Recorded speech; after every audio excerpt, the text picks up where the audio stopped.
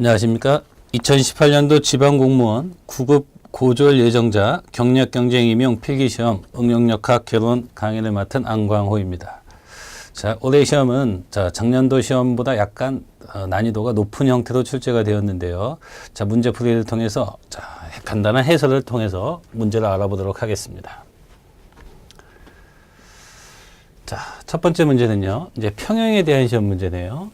자, 그런데 지금 세 개의 화살표가 있으니까 결국 수평 평형에 대한 시험 문제를 출제했다라고 볼 수가 있겠습니다. 지금 400kN, 자, 그 다음에 P라는 힘, 300kN, 자, 세 개의 힘이 있죠. 이것이 0이 될 때가 수평 평형이 되는데요. 자, 이 수평에서 우향은 플러스, 좌향은 마이너스입니다. 자, 400kN이 좌향이고요. P는 우향이고 300은 좌향입니다. 따라서 P는 700이라는 우향의 힘이 산정이 되었습니다. 자, 둘 중에 하나가 답이겠네요. 3번과 4번.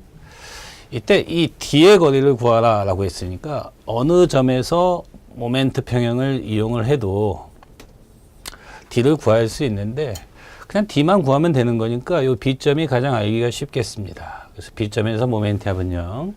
그렇다면 이 점에서 400이라는 힘은 3m의 수직거리를 가지고 있습니다. 자, 이 P라는 힘은 이 B점을 통과하는 화살표니까 작용선이요. 모멘트가 0이 되겠고요. 300이라는 힘은 D만큼 떨어져 있습니다. 더 계산할 거 없죠? 0 해놓고 이 위치에서 400의 회전 방향은 반시계 방향이고요. B점에서 300의 회전 방향은 시계 회전 방향입니다. 플러스. 자, 따라서 D는 1200을 300으로 나누니까 4죠. 거리니까 미터가 되겠습니다. 4m. 자, 4번이 정답이 되겠습니다. 평범한 형태의 시험 문제가 출제가 되었습니다.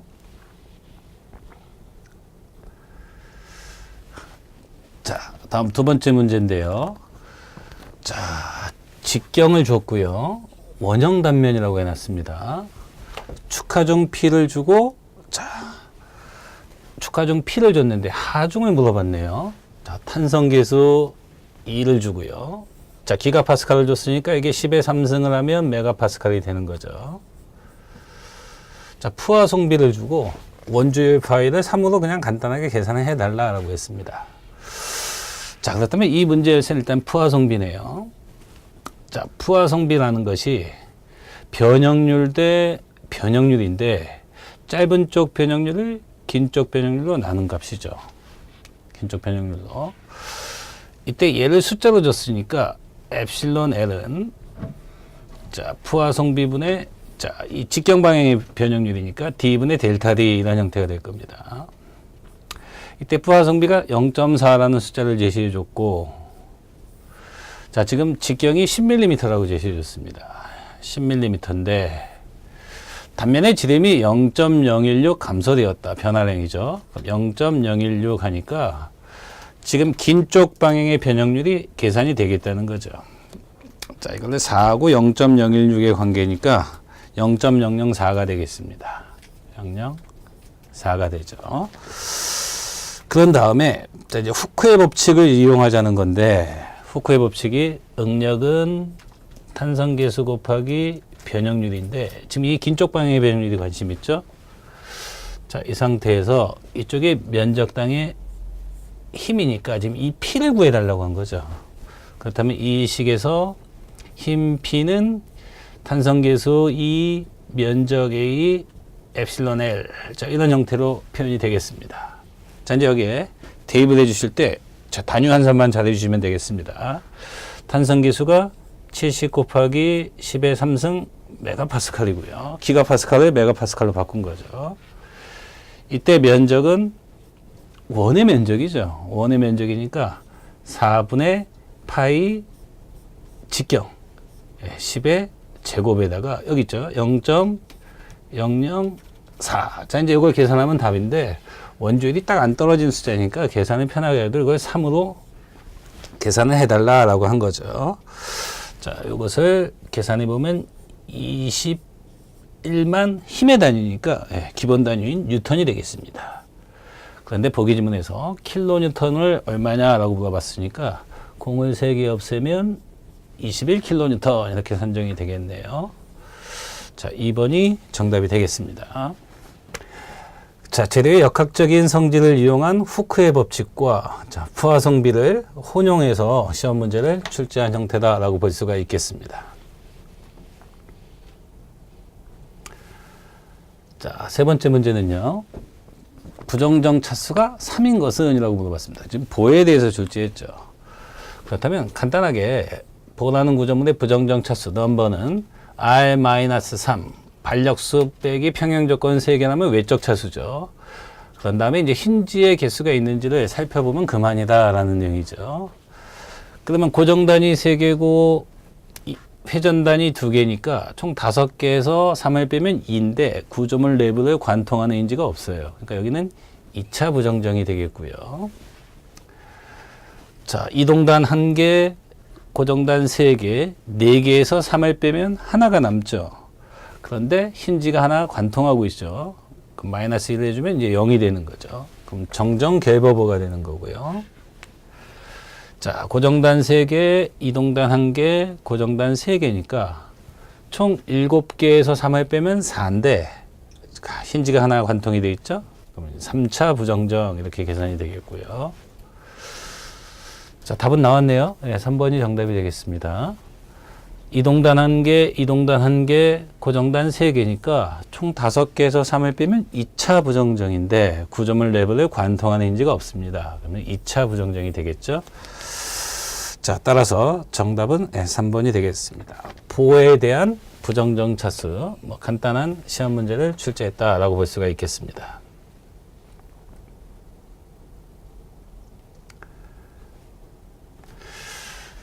자, 다음 네 번째 문제인데요. 그림과 같이 지지 조건만 다르고 동일한 2개의 기둥이 있는데 양당 고정이죠. 그렇다면 이제 좌구라중에 대한 시험 문제인데 좌구라중은 KL의 제곱분의 원주율 파이의 제곱 ER입니다. 이때 지지단의 상태와 관련 있는 게 이 K죠, K. 그렇다면 얘가 K의 제곱분의 1, K의 제곱, L의 제곱이니까요. L의 제곱분의 파이의 제곱, 휭강성 EI 이런 형태로 표현이 되는데요. 지지 조건이 K인데 얘만 다르고 동일한 2개의 기둥이 있다. 그러니까 얘를 상수로 취급할 수가 있다는 거죠. 그렇다면 좌굴하중은 지지단의 제곱에 반비례한다 라고 표현할 수가 있겠죠. 그렇다면 양당 고정은 K가 0.5라는 거고요. 1단 고정, 1단 자유는 K가 2죠. 캔틸레버 2. 그렇다면 여기는 K의 제곱이 0.5의 제곱분의 1이 되는 거죠. K의 제곱분의 1이요. 여기는 K의 제곱분의 1이 2의 제곱분의 1이니까 4분의 1이 됩니다. 이건 4네요. 0.25분의 1이니까. 자, 이때 자, 이제 문제의 조건을 따라가 보죠. 양당 고정 기둥이 3200이라는 힘을 받았을 때 좌굴이 생긴대요. 그러면 여기가 3200이라는 힘이 받았을 때 좌굴이 생긴다면 여기는 얼마의 힘이 양쪽에서 축하중이 작용해야 좌굴이 생길까요? 이런 형태의 문제가 되겠죠.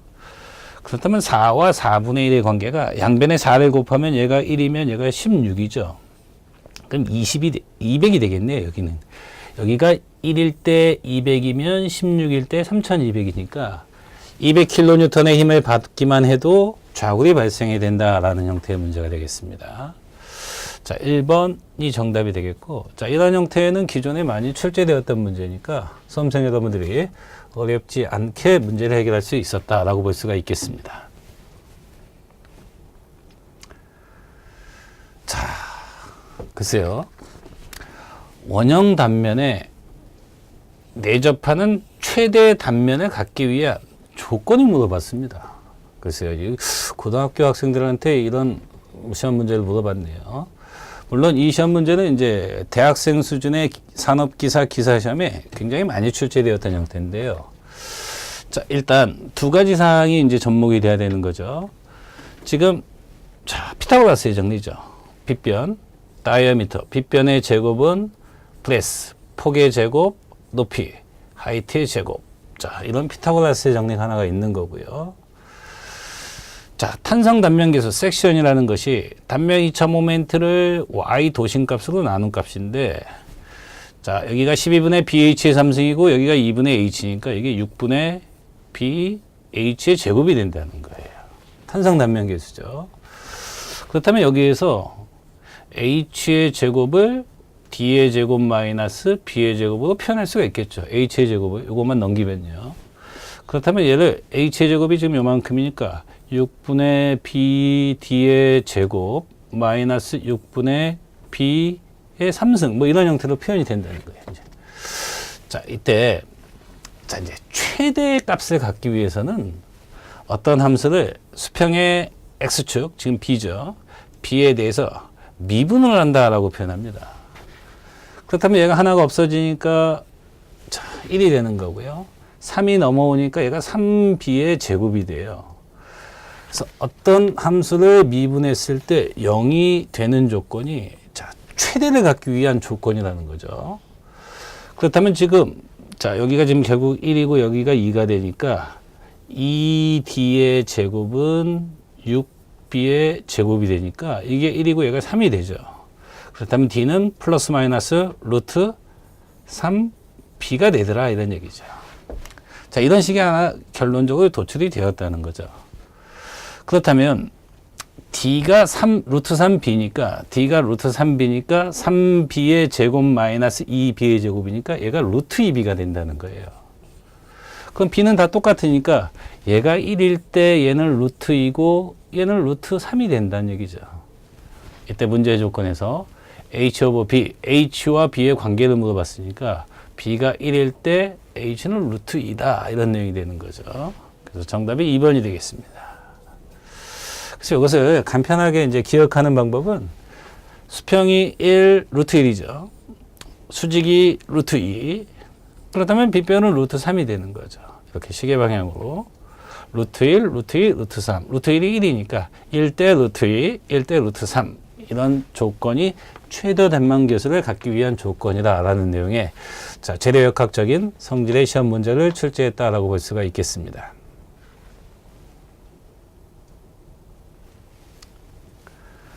자, 6번 문제는요. 전단탄성계수에 대한 재료역학 시험 문제를 냈네요. 기가파스칼로 냈습니다. 자, 일단 두 가지 해법이 있겠습니다. 일단 후크의 법칙. 전단 응력은 전단 탄성계수 G 곱하기 전단 변형률. 자, 이렇게 표현을 했을 때 표현해서 문제를 해결할 수도 있겠고요. 자, 일레스틱. 자, 전단 탄성계수 쉐어 모듈러스와 자, 전단 탄성계수와 자, 인장 탄성계수의 관계 2 곱하기 1 플러스 포화성비분의 1이다. 이런 공식적인 해결 방법이 있겠네요. 두 가지 방법이 다 가능한 내용입니다. 그렇다면 이 식에서 G를 물어봤으니까요. G는 자, 요 감마만 넘기면 되죠. 타우를 감마로 넘기는 형태인데 감마가 0.0002 자, 타우 여기 있죠? 16메가파스칼 전단 응력. 그럼 이거 딱 8로 끝나야 되겠죠? 네. 그래서 이제 80이 되겠습니다. 80. 자, 이렇게 문제를 해결할 수도 있겠고요. 자, 이제 또 한 가지는 8만 메가파스칼이 나오는 거죠. 여기 8만 메가파스칼이니까 여기 8만 메가파스칼입니다. 8만 메가파스칼이니까 자, 이것을 기가파스칼로 바꾸면 공이 3개가 없어지니까 80 기가파스칼이다. 이렇게 문제를 해결할 수도 있는 거고요. 자, 이 식으로 문제를 해결할 때는 포화성비만 그냥 대입하면 되겠죠. 여기가 0.25, 여기가 200 기가파스칼이니까 여기는 그냥 200으로 대입을 하면 그냥 곧바로 80이 나오는 형태가 되죠. 200 곱하기 2 곱하기 1.25 분의 1이니까 이게 80이 나오는 거죠. 그래서 두 가지 문제를 다 해결할 수가 있겠습니다. 전단 응력에 대한 후크의 법칙으로 문제를 해결할 수도 있겠고, 재료역학적인 성질.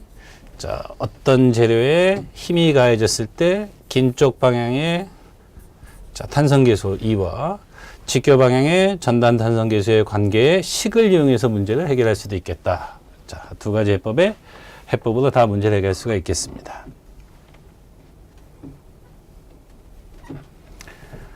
자, 다음 7번 문제인데요. 간접 하중을 받는데 반력을 물어봤습니다. 그렇다면 이 CD 보만 먼저 보니까 자, 1m당 2인데 10m면 요 가운데에 20 있는 경우죠. 그렇다면 이 10에 대해서 위쪽으로 10, 위쪽으로 10, 반씩 받는 거죠. 그런데 여기 시점만 5를 더 작용했으니까 5가 더 중첩이 되는 자, 15에 자, 지점 반력이 형성이 되겠습니다. 이것을 다시 되돌리는 거죠. 이쪽 방향으로 15라는 힘이 있고 이쪽 방향으로 10이라는 힘이 있을 때 자, 이제 위에 있는 보는 무시가 되는 거죠. 자, 이 상태에서 B점의 수직 반력을 물어봤으니까 15의 전체 거리의 반이니까 반이 7.5죠. 7.5. 그 다음에 B점에 다이렉트로 10이 누르고 있으니까 10이 상향으로 받으니까 B점의 수직 반력은 17.5가 되겠습니다. 자, 어렵지 않은 형태의 문제죠.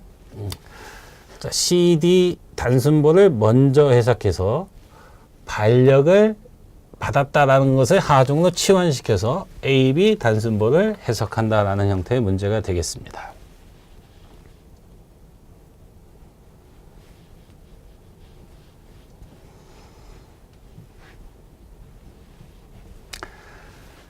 자, 다음은요. 그림과 같이 힘강성이 같은 두 캔틸레버를 연결하는데 자, 높이 차이가 있네요. 흔히 이제 제작 오차라고 하는데 이제 이 AB 부재와 CD 부재가 약간 어긋남, 사전에 제작 오차가 있는 거죠. 자, 델타만큼 차이가 있다. 그러니까 중심점에서 델타만큼 차이가 있다는 얘기는 2분의 델타, 2분의 델타만큼의 차이점이 있는데 이쪽에서 힘을 가하고 이쪽에서 힘을 가했더니 자, 델타가 0이 된대요. 그럼 이제 수평이 이제 거의 수평의 형태가 유지가 됐는데 수직하중을 거의 힌지로 연결했대요. 그렇다면 이거 모델링을 다시 한번 해볼까요? 지금 이런 보가 있고, 자, AB 보가 있고, CD 보가 있는데, 이런 상태로 됐대요. 물론 이쪽에서 힘이 가해지고, 이쪽에서도 힘이 가해진 경우죠. P가요. 힘을 제거했을 때 AD 지점에서 고정단 모멘트의 크기. 지금 델타가 0이니까 지금 좌측에 대해서는 요만큼에 대해서 P 곱하기 L이니까 PL의 모멘트죠. 힘 모멘트의 부호는 무시하고요. 자, 우측에 대해서는 이만큼이니까 P 곱하기 2L이죠. 그럼 2PL이 되네요. 그럼 이쪽이 A점이고 이쪽이 B점인데 A점의 모멘트는 PL이고요. D점의 모멘트는 2PL이에요. 비율을 물어봤죠. 이거 얼마죠? 2죠, 2. 네, 3번이 되겠네요. 자, 문제가 굉장히 어려운 형태로 출제가 되었네요. 사실 알고 보면 굉장히 간단한 문제죠. 이쪽의 모멘트는 P 힌지니까 이걸 언제든지 풀릴 수가 있는 거죠. P 곱하기 L이니까 PL이고, 이쪽은 P 곱하기 2니까 2PL이다. 보통 이걸 뭐 부정전 구조의 이제 제작 오차에 관련된 구조 해석에 대한 시험 문제인데 사실 시험 문제를 더 어렵게 낸다면 이 P를 구하는 내용이 더 어려운 거죠. 아무튼 모멘트의 크기의 B를 좌측과 AB 구간과 CD 구간 자, 두 개를 분리해서 자, 해석하면 의외로 간단하게 문제를 해결할 수 있는 문제가 되겠습니다. 글쎄요. 실제 시험장에서 수험생 여러분들이 많은 혼란을 겪지 않았을까라고 판단할 수 있는 문제가 되겠습니다. 이 지문 형태가 길기 때문이죠. 자, 계속해서 9번 문제를 보도록 하겠습니다. 그림과 같은 부정정보의 발력 모멘트를 물어봤습니다. 고정단의 발력 모멘트. 뭐 해석 방법은 여러 가지가 있겠는데, 자, 모멘트 분배법이 가장 쉬운 방법이 되겠네요. 모멘트 분배법은 어떤 절점에서 모멘트로 표현이 되어야 된다는 거죠. 그렇다면 20 곱하기 4하면 80이죠, 80. 80의 절점 모멘트가 계산이 되었습니다. 그렇다면 여기에서 80이 영원히 돌고 있는, 있다는 내용이니까 이것을 해제시킨다 그러면 방향을 바꿔야 됩니다, 80을. 그런데 지금 부호는 신경 안 써도 되는 게 절대값의 크기를 물어봤어요. 그렇다면 C쪽은 자유단위니까 분배받을 수가 없는데 이 80을 한쪽으로 고정단 쪽으로 가는 거니까 80의 고정단 쪽으로의 분배율은 1이 되는 거죠. 이쪽은 제로가 되는 거고요. 80의 절반이 전달된다는 내용이니까 80의 절반이 40이 되는 거죠. 네. 뭐 쉽게 문제가 해결이 되네요. 4번이 정답이 되겠습니다. 혹시 이것이 이쪽이 80이고 이쪽이 40이니까 합해서 이쪽으로 120이죠. 회전력이요. 그렇다면 반시계 방향으로 120이니까 자, 이 양쪽 수직 발력은 시계 방향으로 형성이 돼야 될 텐데 120을 둘 사이의 거리 8로 나누니까 15죠. 수직 발력을 물어봤다면 15씩일 겁니다. 단순히 지금 이 모멘트 발력을 물어봤으니까 80의 절반 이렇게 생각하면 알기가 쉽죠. 4번이 정답이 되겠습니다. 올해 이 부정정 시험 문제를 연달아서 계속 내고 있네요. 자, 부정정 스프링 구조죠. 스프링 구조인데 어떤 힘을 받았을 때 스프링이 두 개가 형성이 되어 있으니까 지금 지지단 여기 자, 회전 지점에 대해서 자, 변형의 적합 조건을 이용한 그림을 하나 이렇게 그려보니까 어떤 힘을 받았을 때 이쪽에서 받는 자, 리액션이라고 할까요? 리액션은 K 곱하기 델타죠. K 델타. 스프링 상수 곱하기 변이가 될 겁니다. 그런데 지금 여기가 3L이고 여기가 6L이니까 이쪽에서 받는 자, 스프링의 발력은 자, 변이가 2배가 되겠네요. K 2델타가 되겠습니다. 자, 이때 이제 자, 이 A점에서 모멘트 합은 0이다 라고 한번 생각해 보죠. 그러면 K 델타가 3L 떨어져 있습니다. K 델타라는 놈이 3L 떨어져 있고요. K 2델타는 6L 떨어져 있습니다. K 2델타는 6L 떨어져 있는데요. 곱하기로 표현해 볼까요? 자, P는 5L 떨어져 있죠.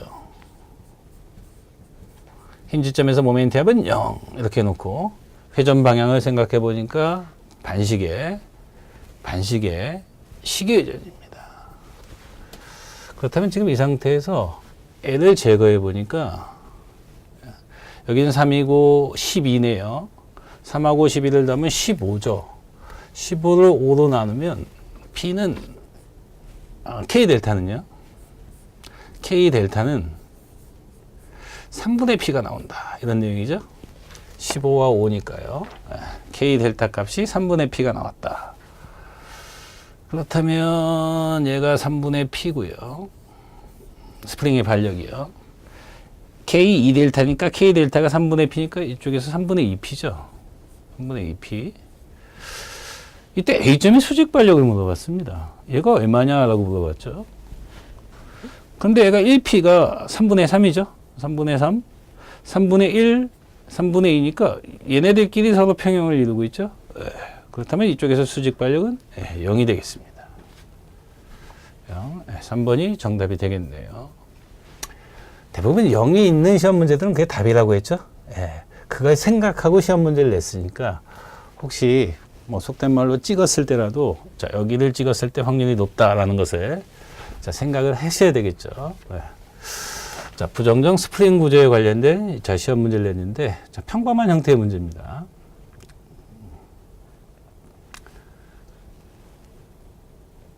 자, 다음은 이제 11번 문제인데요.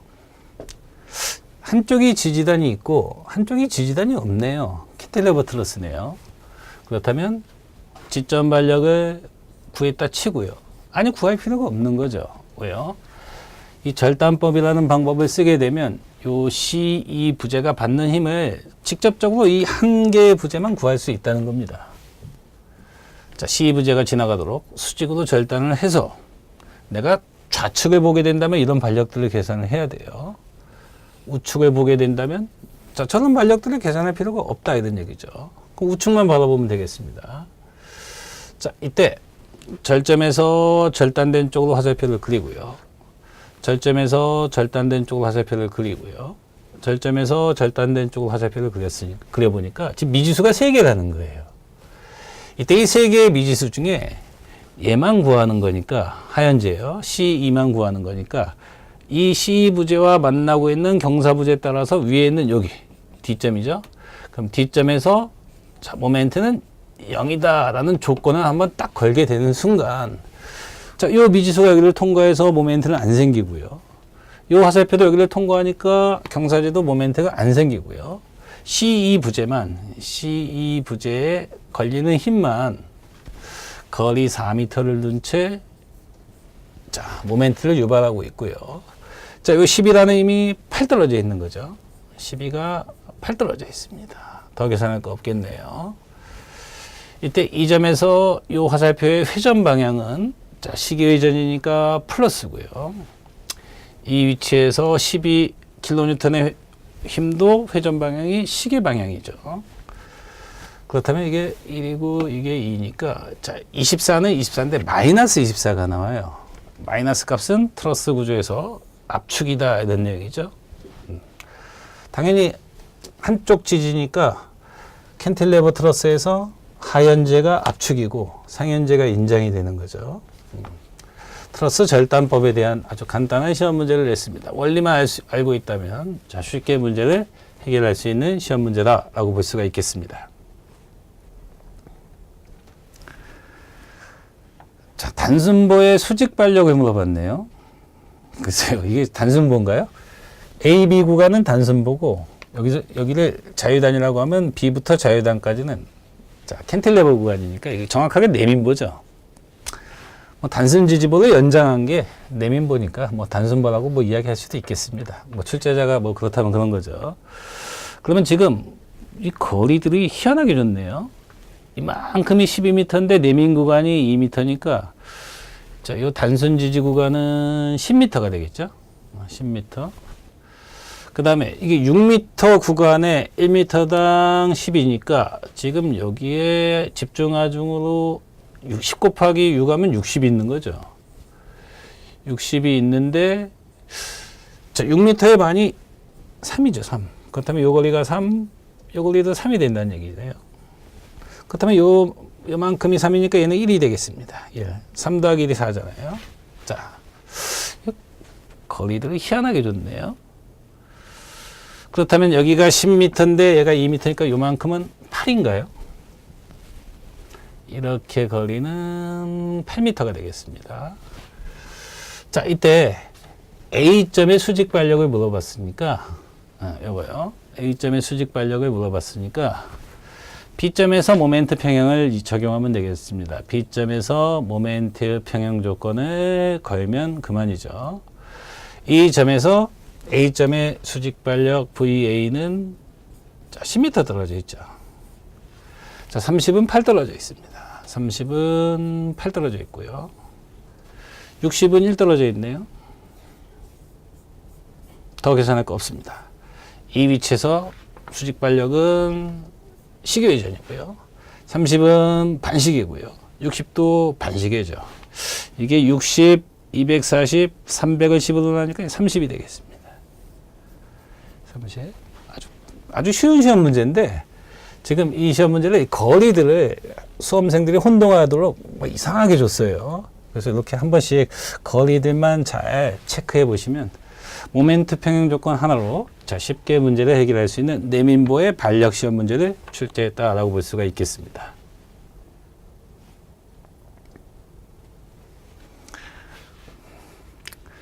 자, 휜 모멘트도를 주고 모멘트와 하중의 크기를 역추적하는 시험 문제네요.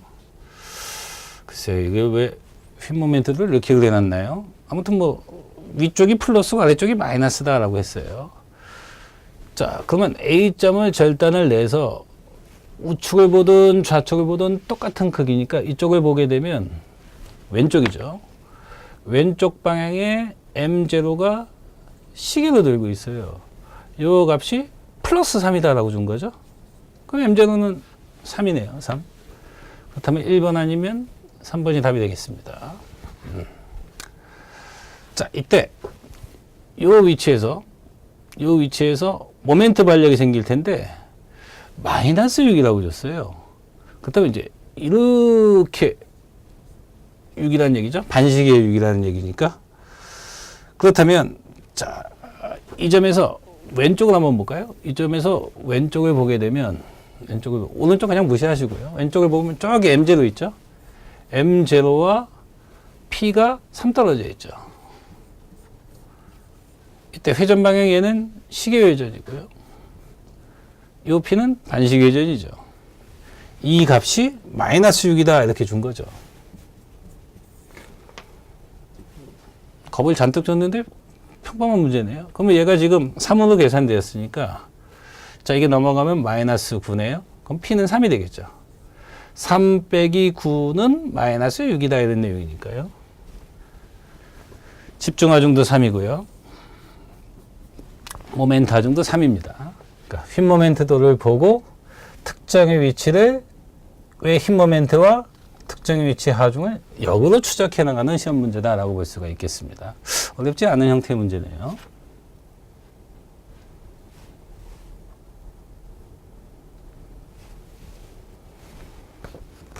자, 계속해서 B 지점에 수직 반력을 넣어봤는데 AB 단순보 구간에 상향의 10, 하향의 10, 1m 거리를 둔 회전력이죠, 결국. 10 곱하기 1하면 10kNm에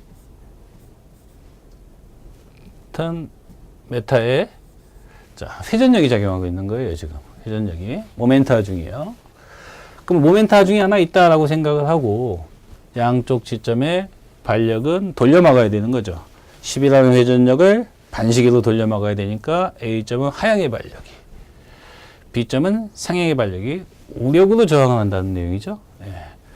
그러면 10을 둘 사이의 거리 10으로 나누니까 1이죠. 1. 이때 B지점의 반력을 물어봤으니까 상향의 1 이렇게 찾아주시면 되겠습니다. 자, 단순보에 우력이라는 모멘트 하중이 작용했을 때 자, 반력을 구할 수 있느냐라는 형태의 문제, 뭐 이렇게 생각하면 알기가 쉽겠네요. 자, 어떤 미소 요소의 최대 주응력의 크기를 물어봤습니다. 어떤 이게 재료역학에 대한 공식이죠. 뭐 이런 형태의 공식이 되겠네요. 자, 시그마 맥스 최대고요. 미니멈 최소죠.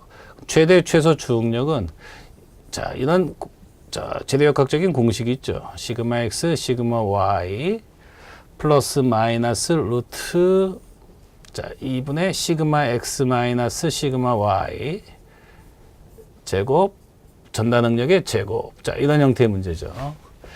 이때 최대값을 구하려면 자, 맥시멈을 구할 때는 플러스고요.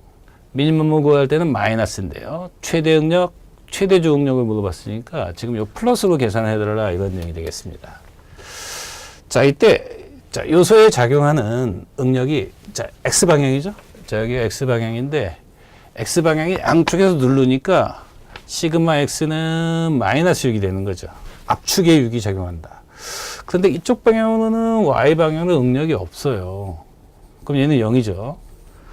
이 요소 전달 능력을 타고 돌아가는 건 부호는 상관없죠. 타우는 그냥 4다 이런 얘기죠. 타우 XY나 YX는 똑같으니까 4가 작용한다. 전달 능력이요. 그럼 여기다 위에다 대입해 보니까 여기가 마이너스 6, 0, 마이너스 6, 0, 4니까 이게 2분의 마이너스 6, 마이너스 3이죠. 3의 제곱은 9. 9 더하기 16은 이게 5네요. 5. 이게 5에 5. 그 다음에 2분의 마이너스 6이니까 마이너스 3이죠. 자, 이제 끝났네요. 5하고 마이너스 3이니까 이제 2가 되겠습니다. 2. 3번이 정답이 되겠고요. 만약에 최소 주응력을 구한다 그러면 마이너스 3, 마이너스 5니까 마이너스 8이 되겠습니다. 압축의 8. 뭐 이런 식으로요. 어떤 재료역학적인 이 공식을 알고 있는지 자, 체크해보는 시험 문제다라고 볼 수가 있겠습니다. 시험을 준비하는데 공식을 몰라서 문제를 해결 못한다면 그건 수험생의 잘못입니다. 공식을 꼭 알고 있어야지 문제를 해결할 수 있겠다라고 볼 수가 있겠습니다. 자, 내면보에서 B 지점에 발생하는 거리 1m 위치하는 C점에 대한 영향선, 인플루언스 라인에 대한 시험 문제네요. 그러면 BD는 단순보고 BA는 캔틸레버, D는 캔틸레버니까 또 좌우 대칭이에요. 그럼 내민보의 휘 모멘트의 영향선은 단순보의 연장이다라는 내용이죠. 그럼 이런 생각을 한번 해보자는 거죠. 교과서적인 얘기죠, 이거. 단순보에 지금 이거 위쪽으로 그려놨네요. 이게 지금 BMD를 위쪽이 플러스 아래쪽이 마이너스, 영향선도 위쪽이 플러스 아래쪽이 마이너스, 이렇게 출제자가 고집스럽게 내고 있는 겁니다. 그럼 하중이, 단순보의 하중이 자, 이렇게 작용을 한다. 그럼 왼쪽에서 오른쪽으로 작용한다고 했을 때 어떤 특정 위치에서 휘 모멘트의 영향선이 이런 삼각형의 선도가 그려진다는 거죠. 자, 집중하중에 대한 휘 모멘트 선도요. 그렇다면 자, 지금 이렇게 연장선을 그릴 수가 있겠고요. 자, 요 거리는 어떻게 되냐는 거죠. 요 거리는 자, 여기가 L분의 AB의 형태니까 L이 지금 2m죠. 그런데 1m, 2m니까 L이 2인데 1 곱하기 1이니까 여기 0.5라는 얘기예요. 요 크기가 지금 0.5죠. 그러면 1m에 왔을 때 0.5니까 1일 때 얘가 1이 되겠네, 1. 그러면 이쪽도 대칭이니까 이쪽도 1이 되는 거죠. 그러면 여기서 보를 요만큼 연장하고 요만큼 연장한 게 내민보니까 단순보를 연장한 게 내민보잖아요. 그럼 휘 모멘트의 영향선은 이 선을 그대로 연장을 해보고요. 이쪽 선도 그대로 연장을 했을 때 이렇게 연결하기만 하면 그만이죠. 그렇다면 얘가 1m일 때 0.5니까 자, 2m일 때 얘가 1이 된다는 거죠. 1. 얘도 1. 그래서 전체적으로 휘 모멘트에 대한 영향선을 파란색으로 그려보니까 이런 형태의 영향선이 그려진다는 거죠. 네. 1번이 답이네요. 네. 그러니까 이 시험 문제의 출제의 의도는 단순보의 휘 모멘트 선도를 연장한 것이 내민보의 휘 모멘트에 대한 인플루언스 라인, 영향선이다 라는 형태의 문제라고 볼 수가 있겠습니다. 곧바로 1번이네요. 자, 1번이 정답이 되겠습니다. 자, 계속해서 17번 문제를 보도록 하겠습니다. 지금 수직으로 서 있던 어떤 풍선과 같은 기구에 윈드, 바람이죠. 풍력이 작용했더니 얘가 옆으로 기울어진 상태에서 상향으로 하늘로 뜨려는 힘이 작용하고 있다는 거죠. 양력이. 우리가 공중부양한다고 그러잖아요. 하늘로 뜨는 게요. 그럼 하늘로 뜨려는 힘과 로프가 하늘로 뜨지 말라고 잡아당기는 텐션, 인장력과 바람의 관계가 세 개의 관계니까 라미의 정리, 사인 법칙 이런 걸 이용하는 내용이 하나가 있는 거고요. 이때 허용 인장응력을 물어봤어요. 잡아당겨야 되죠. 로프가 잡아당겨야 되니까. 그럼 로프가 잡아당기는 응력은 힘을 면적으로 응답하는데 이 값이 10메가파스칼이다. 허용값이 10이다 라고 준 거죠. 이때 이 로프의 단면적이 400이니까 지금 로프에 걸리는 힘은 4,000이죠. 4,000뉴턴이 되는 거예요. 로프, 이 식을 통해서 로프에 걸릴 수 있는 힘은 최대 4,000뉴턴이다. 이렇게 계산할 수가 있다는 겁니다. 로프에 걸리는 힘이에요. 로프에 걸리는 힘. 자, 이때, 자, 여기가 60도면 여기도 60도죠. 억각이죠. 그렇다면 이 풍력과 양력의 관계는 90도가 되네요. 그럼 이쪽의 각도는, 자, 이만큼이 30이고 여기가 180이니까 210이 됩니다. 이렇게 210. 210도. 원이 360도죠. 네. 그렇다면, 사인 세타 1분의 P1은 두 번만 쓰면 되겠네요. 원래 세 개의 관계인데요. P2 사인 법칙이죠. 자, 라미의 정리이기도 한데요. 이때 로프가 받을 수 있는 힘이 4,000입니다. 로프가 받을 수 있는 힘. 그렇다면 나머지 두 개가 이루는 각도가 하나의 화살을 내보내는 형태니까 이게 90도가 되는 거죠. 얘가 받는 힘은 나머지 두 개가 이루는 각도 90도가 되는 거예요. 이때 윈드, 바람이 얼만큼 불었습니까? W. 바람이 얼만큼 불었나요? 나머지 두 개가 이루는 각도가 210도예요. 아, 이거 210도를 알고 있냐고 물어본 거겠네요. 그렇다면 사인 90은 알죠? 1이죠, 1. 자, 이게 마이너스 0.5예요. 이런 형태의 파형인가요? 180이죠? 그래서 30 더하면 이제 여기 0.5죠. 여기가 1이라고 해볼까요? 여기가 0.5고 마이너스죠. 여기 마이너스 1이라고 해보면 사인파형이라고 하죠. 사인파형. 사인파형, 코사인파형, 탄젠트파형 이런 게 있잖아요. 어쨌든 여기가 0.5예요. 마이너스 0.5. 지금 보기 지문에서 자, 양수, 음수 이런 구분을 안 했으니까 이게 0.5라는 것만 알고 있으면 되죠.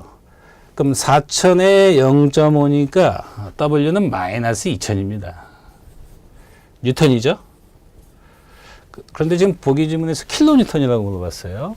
그러면 2,000킬로, 이거는 마이너스 2킬로뉴턴, 뉴턴이죠. 2킬로뉴턴. 이 마이너스가 의미하는 것은 압축이죠. 누르면 압축, 잡아당기면 인장은 플러스, 압축은 마이너스죠. 정확하게 문제를 낸 거죠. 아무튼 바람은 지금 2킬로뉴턴이 작용을 했을 때 안전한 거고, 2킬로뉴턴보다 더 큰 바람이 불게 되면, 풍압력이 불게 되면 이 기구는 하늘로 떠버린다. 양력이 작용해서요. 뭐 그런 내용의 시험 문제가 되겠습니다.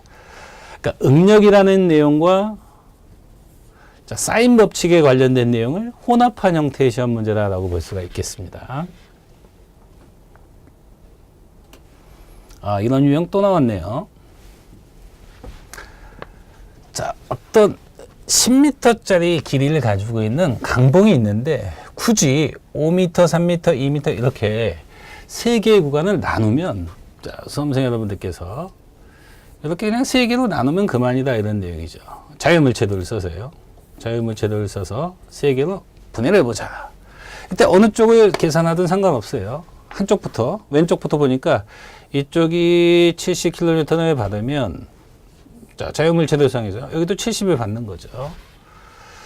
그런데 지금 요 점에서 우향으로 30이니까, 지금 우향이 70이니까 좌향으로 40이 작용해야 붙었을 때 30만큼의 우향 힘이 생긴다 이런 얘기죠. 그렇다면 이쪽이 40인데 지금 좌향으로 8m 위치에서 좌향으로 40이에요. 그럼 이쪽으로 80이 와야 된다는 얘기죠. 이게 맞았나는 거예요, 이 80이. 그랬더니 이쪽이 80이 돼야 되는데 이제 확인을 하는 거죠. 맞았다는 거예요. 그럼 이쪽 80부터 생각해도 역수적에도 이쪽이 70이 나오는 똑같은 결과가 나온다는 겁니다. 그러면 자, 후크의 법칙이죠. 자, 델타는 2A분의 PL이다 이런 내용 뭐 이렇게 알 겁니다. 이걸 모르면 이제 시험을 볼 수가 없는 거죠. 응력은 탄성계수 곱하기 변형률인데 면적당의 힘이 L분의 델타 이렇게 되니까 델타는 2A분의 PL이다. 자, 이 내용을 알고 있다는 거죠. 그러면 지금 인장변이니까 뭐 크게 고민할 거 없겠습니다. 2A분의 P 대신에 70. 지금 L 대신에 5m 구간이죠. 5. 여기는 2A분의 P 대신에 40. 3m 구간이죠. 2A분의 80이죠. P 대신에 80. L 대신에 2m입니다. 그러면 57에 350, 120, 160이니까 350, 120, 160이니까 이게 얼마인가요? 630인가요? 2A분의 630. 이 답 나왔죠? 이게 답이겠네. 이렇게. 네, 딱 봐도요. 네. 그럼 여기가 지금 킬로뉴턴 메타니까 힘은 킬로뉴턴이고 거리는 메타죠. 자, 이때 신장량을 밀리미터로 물어봤으니까 얘는 10의 3승 뉴턴, 10의 3승 밀리미터니까 이 10의 6승이 된다는 거죠. 10의 6승. 탄성계수 2는 메가파스칼로 줬네요. 20만이고요. 2 곱하기 10의 5승. 자, 면적은 500이죠. 그러니까 지금 2 곱하기 5 하면 10의 분모가 이제 10단위고 얘가 63 이렇게 돼 있으니까 얘가 답이라는 거죠. 6개 없어지고 5개 이렇게 없어지니까 630을 100으로 나누면 6.3이다. 이런 형태의 문제죠. 자, 축하중이 작용하는 형태의 후크의 법칙에 관련된 시험 문제, 뭐 신장량을 구해라 라는 형태의 문제가 되겠습니다. 자, 이건 뭐 기존에 많이 출제되었던 시험 문제니까 수험생 여러분들이 어렵지 않게 문제를 해결할 수 있었을 거라고 판단할 수가 있겠습니다. 자, 19번 문제. 휨모멘트 응력 분포인데 중립축이죠. 제로 스트레인 여기가 중립축이 되는데 상연단에서 마이너스 10, 휨 압축이 마이너스 10이고 하연단에서 휨 인장이 플러스 10이네요. 그렇다면 휨 응력은 휨 모멘트를 단면계수로 응답한다 이런 얘기죠. 섹션. 뭐 Z라고 써도 상관없죠. 이 값이 플러스 마이너스 10이다. 뭐 그냥 10이라고 하면 되겠네요. 이때 이 단면계수가 직사각형 단면 6분의 BH의 제곱인데 B 대신에 30, H 대신에 60 대입해서 제곱 이렇게 되는 거죠. 그렇다면 모멘트가 나오겠네요. 모멘트는 뭐 이렇게 되네. 30 곱하기 그냥 수계산을 간단히 보니까 60 곱하기 60이 한 번인데 10 곱하기 10이니까 이게 얼마인가요? 0000 자, 힘 곱하기 거리의 단위가 나오는 거죠. 항상 역학에서는 이 기본 단위가 중요하죠. 거리의 단위는 밀리미터, 힘의 단위는 뉴턴이 기본 단위인데, 자, 그리고 나서 뉴턴 미터라는 문제 조건의 단위를 보니까 이것만 미터로 바꾸면 10의 3승 관계죠. 마이너스 3승. 이렇게 되겠네. 180 뉴턴 미터. 자, 이렇게 답이 산정이 되겠습니다. 자, 어렵지 않은 형태의 문제죠. 휘목력에 관련된 시험 문제였는데, 휘목력에 대한 식을 써놓고 휘목력 값을 제시한 상태에서 모멘트를 역추적해가라. 뭐 이런 형태의 시험 문제가 되겠습니다.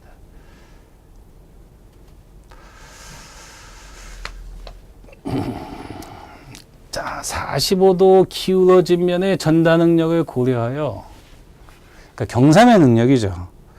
그러면 보통 경사면에 세타라는 각도를 가지고 있는 경사면에서의 전단 응력을 구하는 식이 2분의 1 시그마 x 사인 세타 이런 내용이에요. 지금 이걸 유도할 수는 없겠네요. 이때 45도 기울어진 면이니까 여기에 세타를 45도를 대입을 하면 사인 2 곱하기 45니까 이 사인 90이잖아요. 사인 90이 1이에요. 1. 보통 이런 얘기를 하죠. 최대 전단 응력은 45도 기울어진 면에서 생기고 수직 응력의 절반이다 이런 표현을 많이 하잖아요. 이것도 이제 기존에 많이 출제했던 내용이죠. 그런데 이 값이 지금 허용값이 40이에요. 그러면 요만큼의 값이 40입니다. 그럼 시그마 x가 구해지는 거죠. 그럼 시그마 x는 80이 될 텐데 이때 x방향의 면적당의 힘이 응력이니까 지금 이 면적을 a를 이쪽으로 넘기면 곱하기 형태로 지금 면적이 얼마라고 줬나? 여기 있죠. 100mm 제곱이니까 자, 8000 뉴턴이 된다는 거죠. 8000 뉴턴. P라는 힘이 45도 기울어진 상태에서 8000 뉴턴을 허용적으로 받을 수 있습니다. 그런데 보기 지문에서 킬로 뉴턴이라고 냈으니까 얘를 킬로 뉴턴으로 바꾸면 8이 되겠네요. 8. 자, 2번이 정답이 되겠습니다. 자, 지금까지 뭐 간략하게 뭐 공식의 유도 과정 이런 것들은 뭐 정규 강의 때 다 얘기를 했던 거고, 자, 이제 간단한 문제 풀이를 해봤는데요. 자, 2018년도 시험 문제를 이제 총평을 해보면 작년도 시험 문제보다 난이도가 훨씬 높아졌다는 걸 알 수가 있겠습니다. 뭐 쉬운 시험 문제는 쉬운 시험 문제인데 특히 H액형에서 5번 뭐 이런 것들은 기사시험, 대학생 정도의 수준 시험 문제를 낸 거고요. 그 다음에 8번. 이게 좀 어려웠을 겁니다. 뭐 8번과 9번과 10번. 부정전 구조가 3개가 연달아서 나왔으니까 실제 시험장에서 수험생들이 느끼는 체감은 아, 이번 시험 굉장히 어렵구나 이렇게 생각할 수 있는데 사실 조금씩 기초를 다지고 내용을 찬찬히 뜯어보는 학생들이라면 어렵지 않게 문제를 해결할 수 있었다라고 볼 수가 있겠습니다. 전반적으로 시험 문제가 전반적으로 작년보다 어려웠지만 그래도 공부를 꾸준히 한 학생이라면 적어도 15개에서 16개는 충분히 득점을 할 수 있는 형태의 문제였다라고 분석해 볼 수가 있겠습니다.